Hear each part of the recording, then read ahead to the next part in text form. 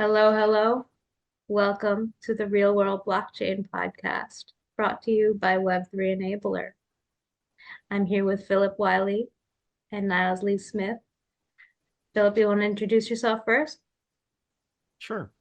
I'm Phillip Wylie. I've been in cybersecurity a little over 20 years. January of this year made 20 years, and I've been on the offensive security side for over 12 years. And that's the area that I'm really passionate in. So not only have I consulted in that area, I've also been an instructor. I used to teach at Dallas College, taught pen testing and web app pen testing, and I continue to teach at conferences and other organizations. That's awesome. And can you just expand on what is pen testing before we dive a little deeper? Sure. So pen testing is the shorter term of penetration tester. So penetration testing is also more commonly known as ethical hacking. So you're using the same techniques So that you're a white malicious hat. hackers. Yeah, yeah, yep, yep. Oh, So that's it. that's Yep. great. So there's a real need for it because you hear all the time people always worried about getting hacked. So the best way to protect against that is to use that same mindset and same type of techniques to assess the security of those targets that you're wanting to make sure that it are secure. Yeah, and absolutely. Just now we're into it with Web3 and blockchain, and everybody should be holding their keys and being responsible for this. Now it comes back to the user. And what I wonder is how can people protect themselves when there is this connection from Web 2, which is what we know as the browsers and the internet, into Web 3, where the value and assets are actually being held? What can we do about that?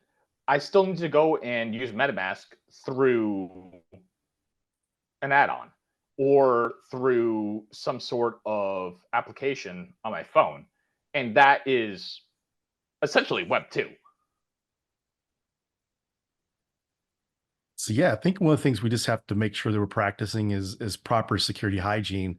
So education helps with that because most people, regardless, they're going to try to do what is easiest. That's why, like in I know I typical do. typical technologies, you see password reuse. Someone comes with one password and they use it across everything because it's easy to use instead of using things like password managers and trying to create complex passwords. So that's why those things happen. And then also to like configuration. So like in other technologies, web application networks, some of the biggest security flaws are misconfigurations, default credentials, just insecurely configured technologies. So that's kind of a reoccurring theme across any technology. So you take what we're using in the old, people are using it in the new because that's the technology they're more familiar with, and they're wanting to do things the easiest way. Yeah, and if I think I actually got a two-part question from your answer. Is that one is how can I trust that my password manager is trustworthy? Where if we have a single sign-on, I know that several years ago, um, one of the large password managers, I'm not going to name it, but had a breach, and then now all of a sudden they have access to all my passwords, right? And as a user, what is something that I can do to look at what is something that is trustworthy as far as giving my information over through the internet? Because once it's out there, you just get hit with spam, Mhm. Yeah. there's emails every day from people I have no idea who they are. Yeah. Where are they coming from? What am I supposed to do about that? And does it actually even matter? I think when you're looking at password managers, one thing you could do is look at the track record of those that have been breached and either go towards something that's been hasn't been breached or, breached the least. And it's just one of these things. If you're a victim of one of those things, you need just to immediately go change your passwords. But the thing about that is that's going to happen, sadly, regardless if you're using a password manager or not. You're going to be using some platform, some application that's going to get breached, and you're going to have to change your passwords, which is unfortunately kind of a world we live in. I mean, Have I Been Pwned is a great site to go out to see if any of your accounts have been breached. I mean, you look at AT&T had a major breach, and there's major breaches all the time. So it's really kind of hard to find, products that had been breached, but there are some. I use the Keeper Password Manager, and I don't know of any breaches with that. And I've used LastPass before in the past, and it seemed to work well, but you just, as Yeah, a I wasn't gonna name user, them. yeah. Yeah. I've kind of explored Keeper. I mean, I think in one important aspect of considering really any security tool is just the trade-offs between open source and and more corporate vendors. There are trade-offs among each in terms of how they're maintained. If you read the news recently, there was another article about a bunch of open source projects being victim of attack because so many other applications depend on them, and they're not necessarily using the most productive, effective security measures in terms of how to handle the supply chain. So um, that's one downside of open source, but the community aspect is actually something that I find really, really. I think both the Web3 world and the security world do well in terms of their emphasis on putting things out to the community, and that definitely influences security. So, for example, open source lists of breach breach or databases of breach credentials that can be used by any ethical hackers are an asset to us as pen testers. And they're kind of similar community focuses in the Web3 world. So, and I think there's definitely a parallel of that to the whole concept of self-custody and ownership. Anyone can go and learn to be a pen tester using these open source tools as well if they have the proper guidance from an expert like yourself, Philip.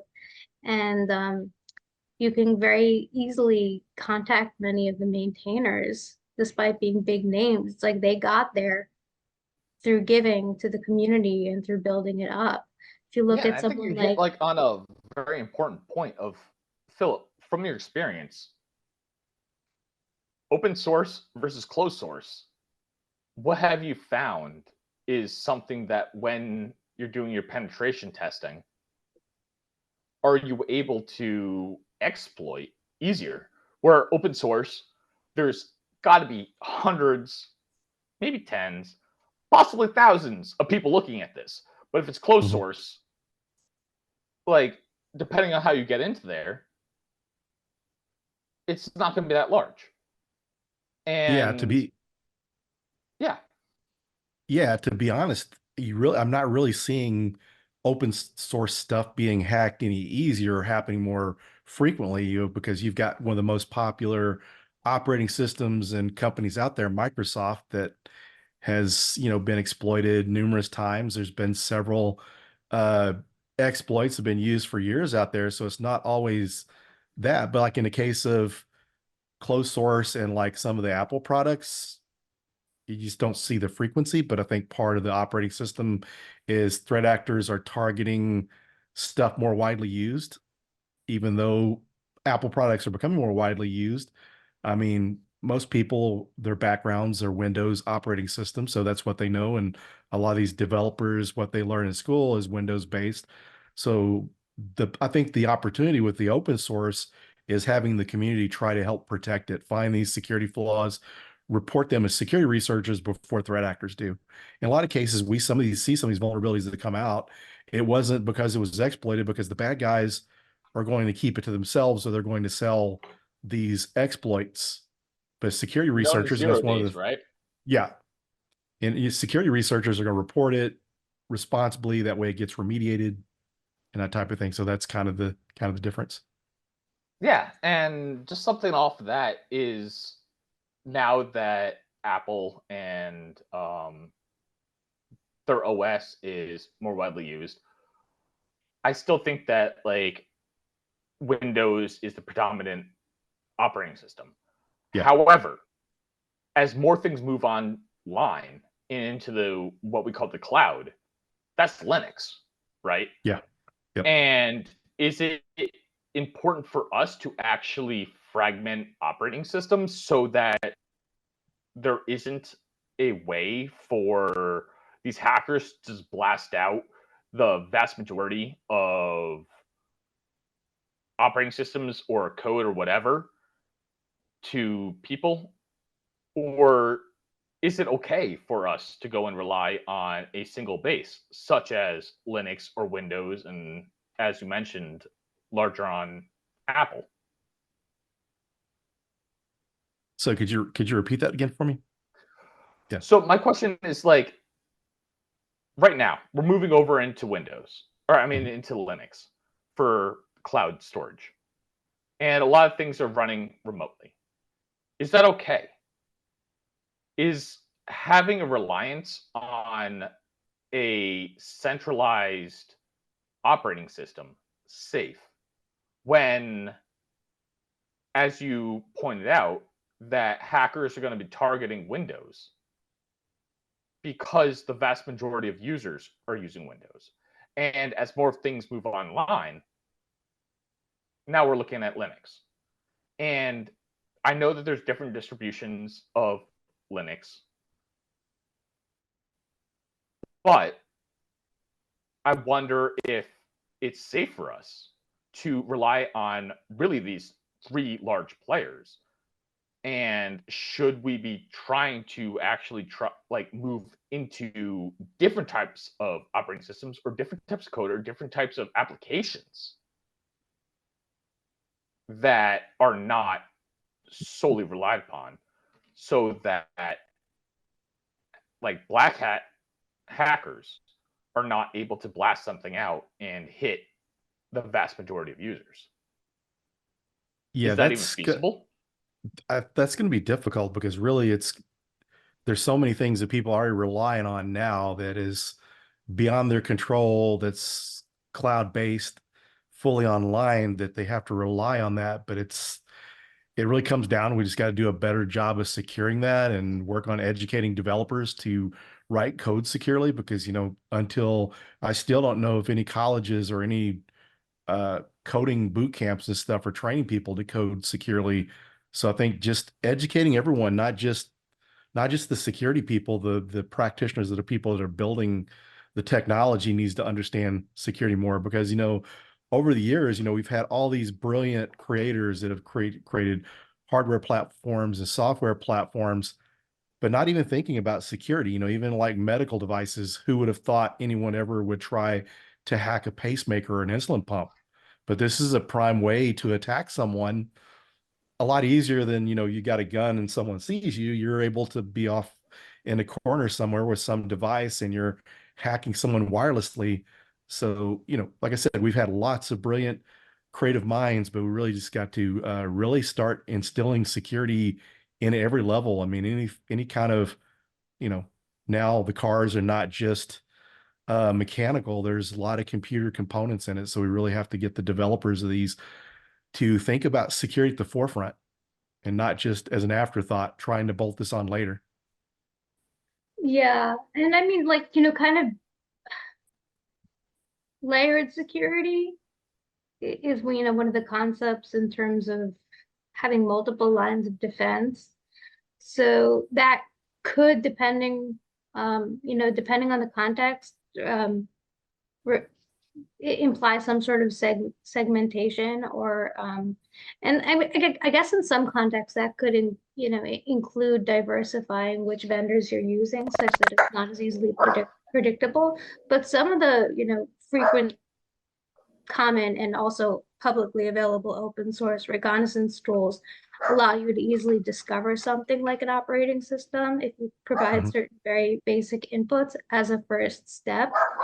So, regarding that type of question of choice of operating system, that's not necessarily, that in of itself is not necessarily super deterministic of security, because it can easily be discovered.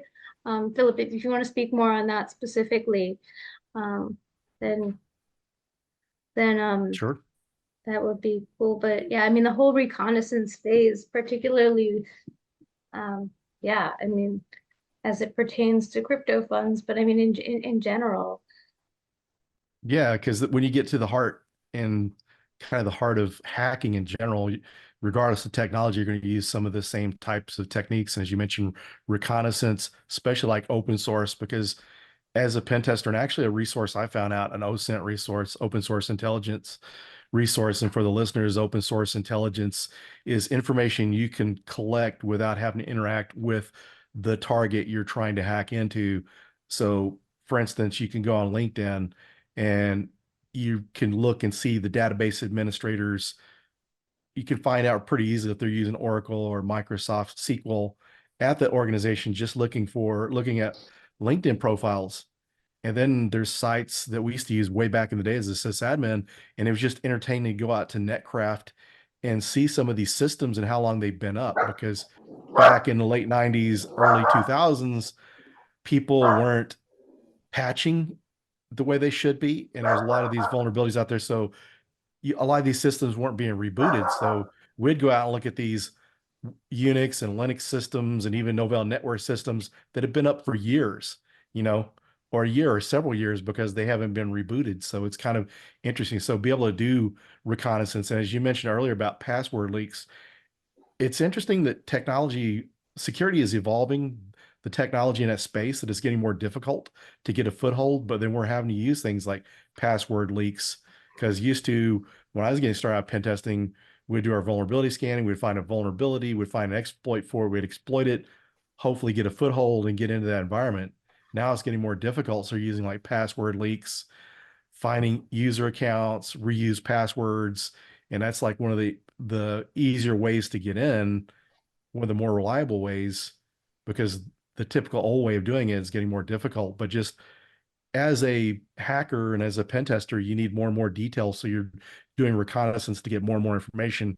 You might find out the system is using Linux, but you need more details past, Linux. You need to know the distribution, the version of it, whatever software is running, like, Web 2 technologies. You want to see what web server, what application server is running in those versions, so you can see if there's any exploits for it, or look for any kind of common misconfigurations, default credentials, and that type of stuff. So Philip, I'm going to be honest, that was a lot. Okay. And as somebody who's not going to be able to do that, yeah, how can I protect myself? Where, yes, I believe my password's encrypted. I'm using like Google Password Manager, or right now I also have like Bitwarden. I trust these guys. That's all encrypted. It's gonna. They tell me it's thousands of years for somebody to go and unlock a specific password.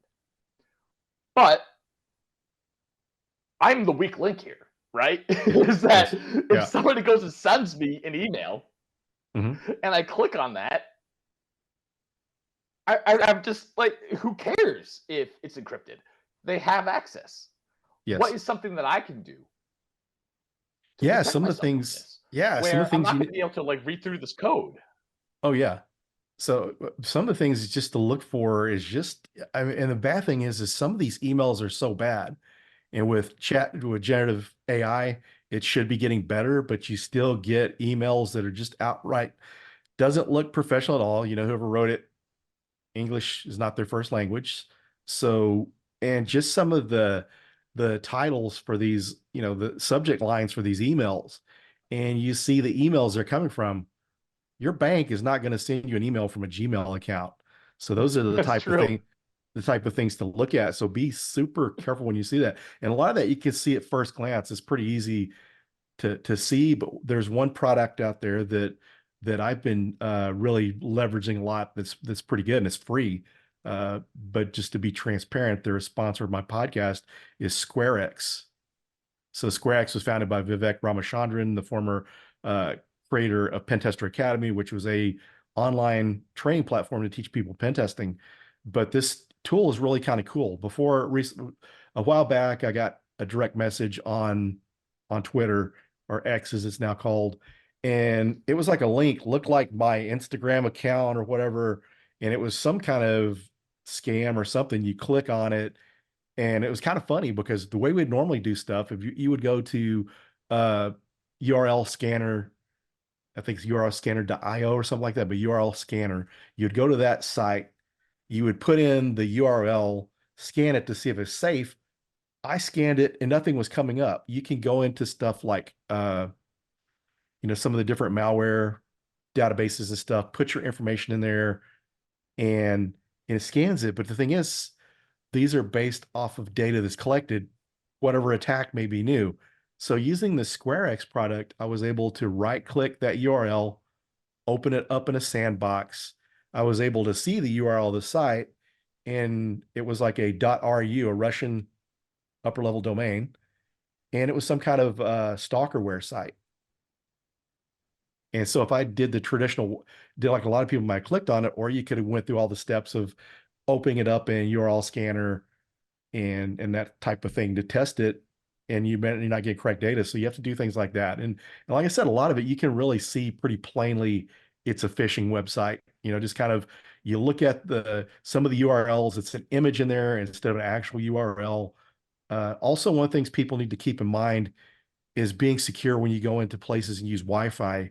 Make sure you're using a VPN, because once you're connected in there, there's attacks that people use, attackers use, called like a evil twin attack.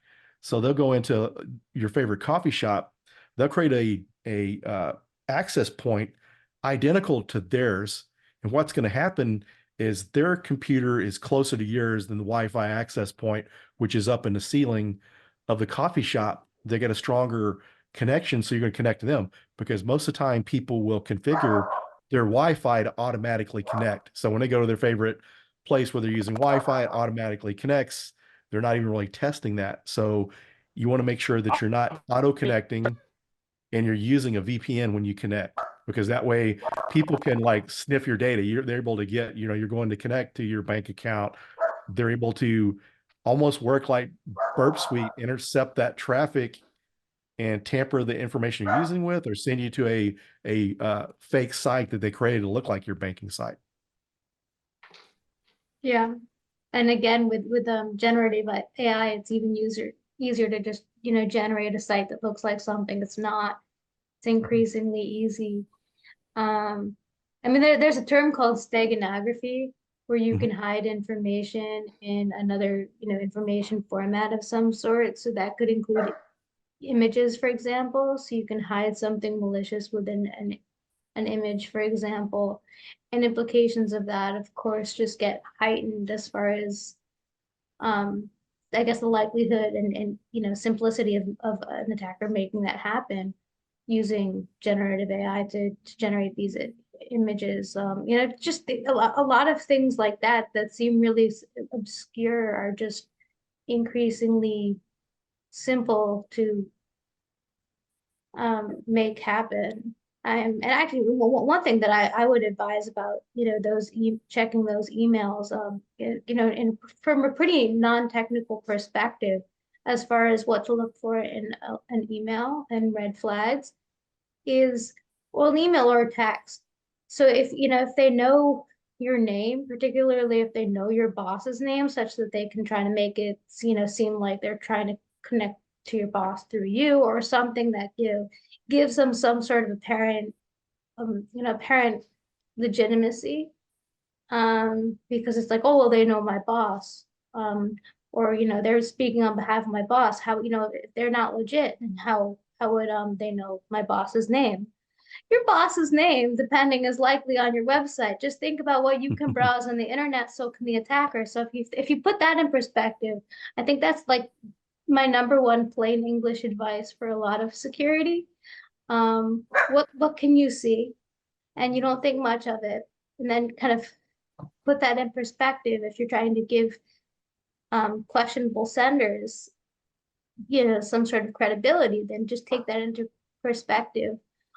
Think about how easily you could access something if you're just, doing your own research, if you don't know something and you're trying to search something. That's that kind of puts things into perspective. And also in terms of a lot of scams, crypto related or not, just, is this too good to be true? Why is somebody sending you free stuff? Yes. Why you? Why now? Yeah, and I think Sp- like you hit on Is this too good to something be true? where it's like, what can you see?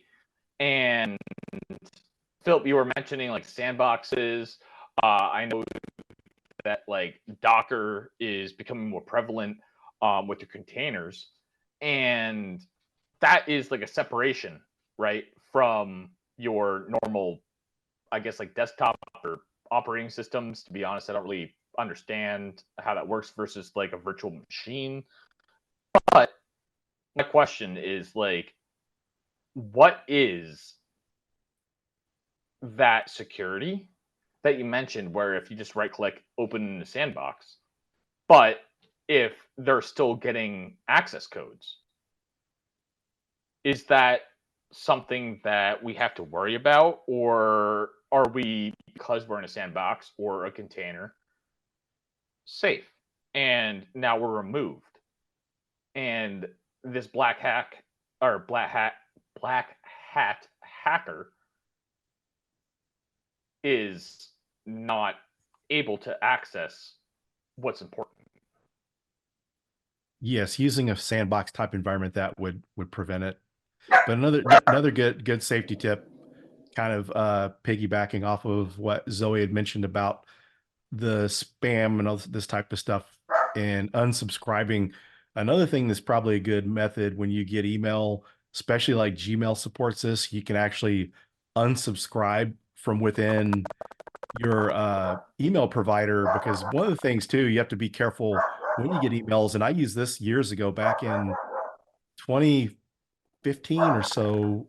I kind of came up with a way before I'd ever saw any spam like this. I was doing a phishing campaign for a company, and I created this email that was the first year looked like it was a health club membership was offered through the company at a discount. And I thought, if they don't, and this was a company that had a lot of phishing training, and I thought of a second chance effort was to add an unsubscribe button for someone to click on. And this is one of the things that's coming more common with some of these emails, these malicious emails and stuff.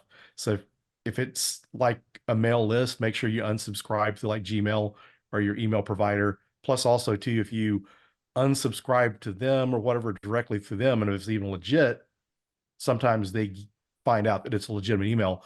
Because a lot of times when you get some of these phishing emails, you'll see a ton of different variations of what looks like your email. It could be AOL, it could be Yahoo, these different email providers with your same user format, your name, or your first initials and last name. They take those patterns and they just throw in a bunch of different domain names, hoping to hit on an email address.